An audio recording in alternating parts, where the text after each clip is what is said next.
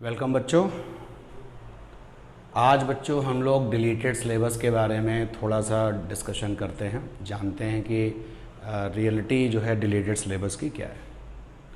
आगे बढ़े इससे पहले जो है मैं आपको बता दूं कि इस डिस्कशन को वो करने का कोई फ़ायदा नहीं है, क्योंकि ऐसा कोई भी डिस्कशन, ऐसा कोई भी टॉपिक जो आपकी बेसिक्स को, जो आपकी नींव को कमज़ोर कर दे, तो उसके बारे में तो बात होनी ही नहीं चाहिए। लेकिन फिर भी बहुत सारे स्टूडेंट्स इसको लेकर के काफ़ी परेशान हैं कि जो सिलेबस डिलीट हुआ है क्लास 11th फिज़िक्स में, आखिर वो क्या है। तो बच्चों मैं सब आपको बता दूंगा कि क्या डिलीट हुआ है, लेकिन मैं आपसे यही कहूँगा कि आप अपना स्मूथली स्टडी करिए, हर चीज़ पढ़िए जो सिलेबस में थी, क्योंकि वो अभी की बात है। और अभी अगर आपने अपना बेस कमज़ोर कर लिया तो आगे फिर आपको स्ट्रगल करना पड़ेगा। तो 11th में आपको जो टाइम मिलता है वो तो उतना ही मिल रहा है। ऑनलाइन आप क्लासेस भी कर रहे हैं, चीज़ों को समझ भी रहे हैं, कहीं कोई डिस्कशन होता है तो आप फ़ोन भी करके पूछ लेते हैं। तो वो सारी की सारी सराउंडिंग में आपके पास में जो है फैसिलिटीज़ हैं, जिससे आप अपनी स्टडी को इस कोविड की वजह से जो है इफ़ेक्ट नहीं होने देंगे और नहीं होने देना चाहिए। तो चलिए बात करते हैं कि क्या डिलीट हुआ है और जो बिहाइंड द स्क्रीन जो पिक्चर है वो क्या है।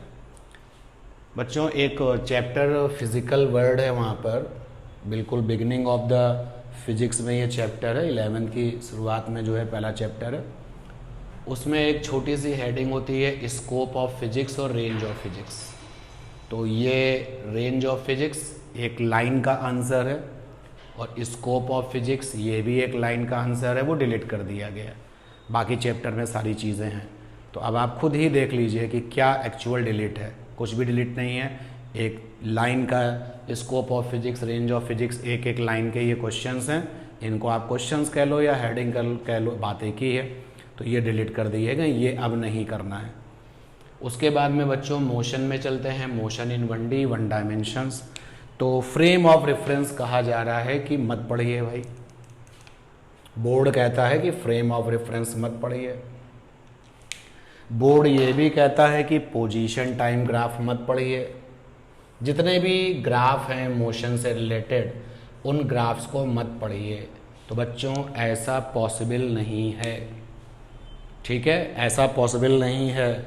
उनकी रूल बुक में भले ही ये डिलीट हो, डिलीटेड सिलेबस में गया हो, लेकिन बीइंग ए टीचर मैं यही कहूँगा कि आपको अगर मुझे आगे पढ़ाना है, आपको अगर मुझे आगे के चैप्टर्स पढ़ाने हैं, मुझे सर्कुलर मोशन पढ़ाना है, मुझे मोशन इन 1 मुझे जो है प्रोजेक्टाइल मोशन पढ़ाना है, मुझे रिलेटिव मोशंस की बात करनी है, तो मुझे फ्रेम ऑफ रेफरेंस की बात करनी पड़ेगी। मुझे वेलोसिटी टाइम, स्पीड टाइम, सारे के सारे जो मोशंस में ग्राफ हैं, मुझे उनकी भी बात करनी पड़ेगी। तो my point of view according to board, these headings are deleted, but इनको पढ़ना पड़ेगा।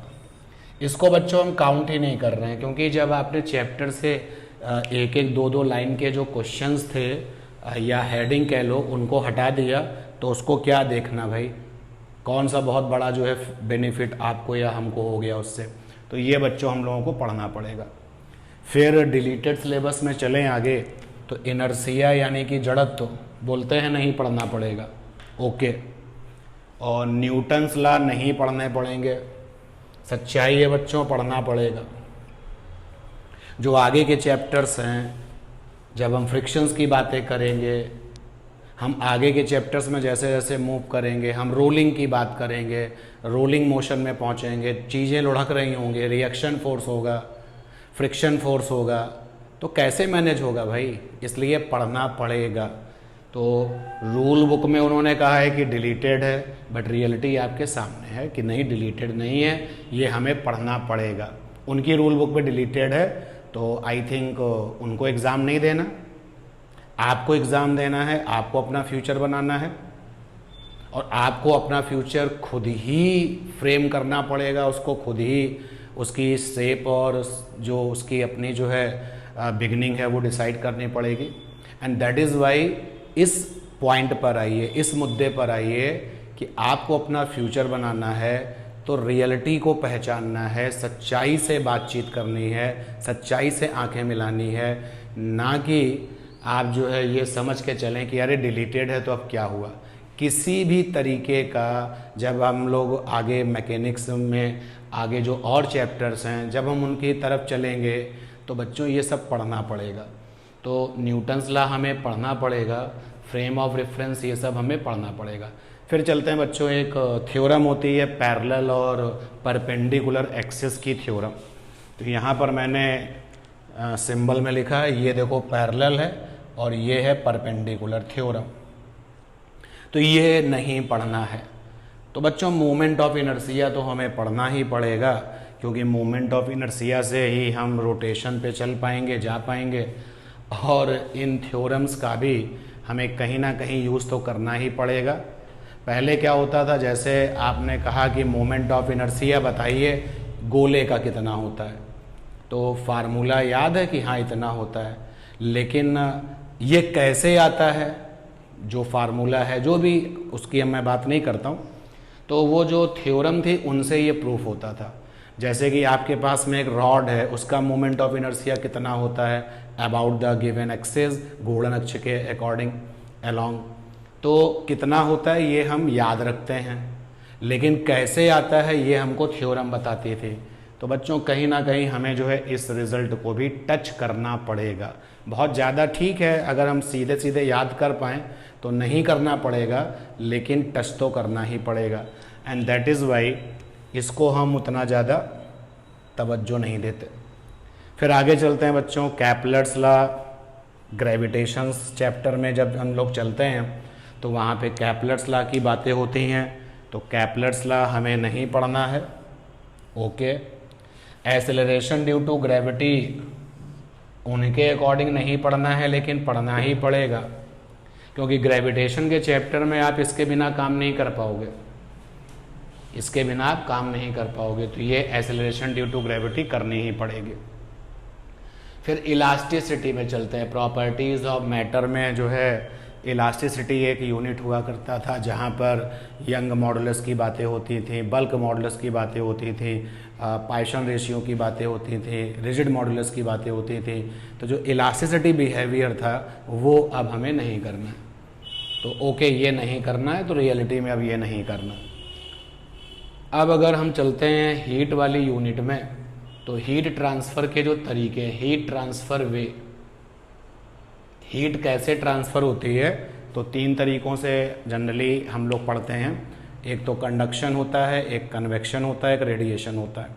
तो ये अब हमें नहीं पढ़ना है, लेकिन स्टीफन लॉ तो पढ़ना पड़ेगा ना, और जब स्टीफन लॉ पढ़ना पड़ेगा, वीन्स लॉ पढ़ना पड़ेगा, तो मुझे तो इनकी बात करनी ही पड़ेगी।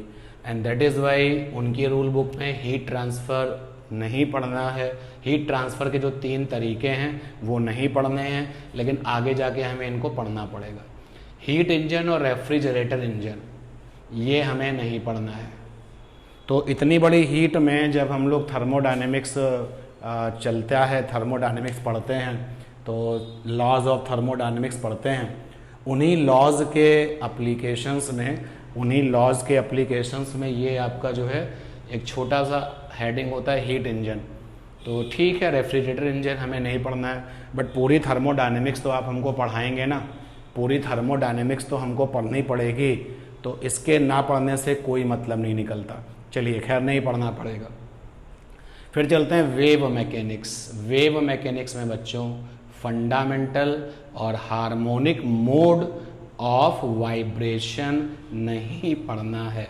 तो ये भी एक ज़बरदस्त मजाक है आपके साथ, क्योंकि फंडामेंटल और हार्मोनिक मोड ऑफ वाइब्रेशंस का मतलब हो गया कि इतना बड़ा जो वेव मैकेनिक्स था उसमें आपने एक छोटी सी चींटी के बराबर एक चीज़ थी जिसको आपने कहा कि मत पढ़िए। ओके, तो क्या फ़र्क पड़ गया, जब हमें इतनी बड़ी आर्टिकल पढ़नी है तो हम उसको भी टच करते हुए तो जा ही सकते हैं ना। और फिर एक लास्ट जो चैप्टर है डॉपलर इफेक्ट, वो एक पूरा चैप्टर है, वो नहीं पढ़ना। तो पूरी की पूरी जो एनालिसिस है 11th deleted syllabus regarding the physics को लेकर के, वो यही है कि एक तो डॉपलर इफेक्ट जो चैप्टर था पूरा पूरा वो नहीं पढ़ना। तो इसको तो कहा जा सकता है कि हाँ भाई चलो कुछ हमको जो है काम में कमी दिखाई देती है कि डॉपलर इफेक्ट नाम का चैप्टर नहीं पढ़ना। तो ये तो एक्सेप्टेड है, बहुत बढ़िया, थोड़ा सा आपने हेल्प की हमारी, थोड़ा सा डिलीटेड सिलेबस का हमको यहाँ पर फ़ायदा दिखाई देगा। और अगर we are looking for the competitions तो नुकसान है बच्चों। डॉपलर इफेक्ट से क्या क्वेश्चन कंपटीशन में नहीं आएंगे? बिल्कुल आएंगे। और फिर एक ये जो इलास्टिक बिहेवियर है वो आपका जो एक बहुत अच्छा खासा टाइम ले लेता था, वो नहीं पढ़ना है। तो ये डिलीटेड सिलेबस था। तो मेरा बच्चों आपके लिए केवल सजेशन यही है कि आपका 11th बेसिक होता है, फाउंडेशन होता है, और आप सब इतने कैपेबल, इतने बड़े बच्चे हो कि आप अपने फाउंडेशंस का जो रोल है, जो मजबूत नींव का जो रोल है, वो आप अच्छे से समझ सकते हो। तो अगर वही आपने कमज़ोर कर दिया तो आगे जा कर के समस्याओं पे समस्याएं, प्रॉब्लम पे प्रॉब्लम आएंगी। क्योंकि 12th में तो गाड़ी नहीं रुक रही ना आपकी। ऐसा तो है नहीं कि 12th कर लिया और उसके बाद में पढ़ाई ख़त्म हो गई, ऐसा तो बिल्कुल नहीं है भाई। 12th कर लिया और पढ़ाई ख़त्म हो गई, ऐसा बिल्कुल नहीं है।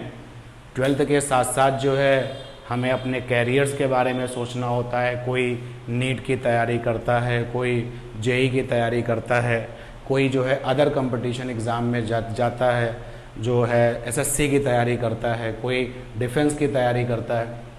और बच्चों अगर आप किसी भी पर्टिकुलर लाइन में जा कर के या किसी पर्टिकुलर लाइन को सेलेक्ट करके तैयारी कर रहे हैं और वहाँ पे अगर साइंस है तो बहुत बड़ी कीमत आपको चुकानी पड़ेगी।